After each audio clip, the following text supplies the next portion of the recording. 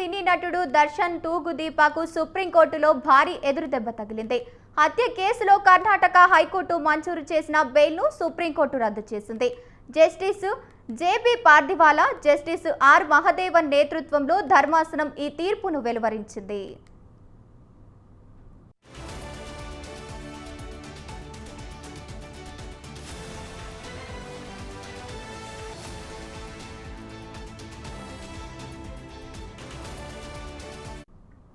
High court తీర్పుపై supreme court తీవ్ర అభ్యంతరం వ్యక్తం చేసింది. బెయిలు మంజూరు రద్దు అంశాన్ని మేం పరిశీలించామని, ఈ కేసులో హైకోర్టు నిర్ణయం పూర్తిగా యాత్రికంగా తీసుకున్నట్లు స్పష్టంగా కనిపిస్తోందని తెలిపింది. బెయిలు మంజూరు చేయడం వల్ల విచారణపై ప్రభావం పడుతుందని, సాక్షులను ప్రభావితం చేసే అవకాశం ఉందని జస్టిస్ మహాదేవన్ తెలిపారు.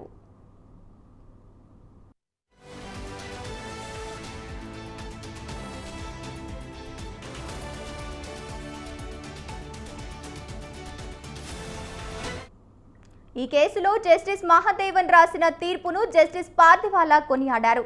నిందితుడు ఎంత పెద్దవాడైనా చట్టానికి అతీతుడు కాదని ఈ తీర్పు స్పష్టం చేస్తుందని పేర్కొన్నారు.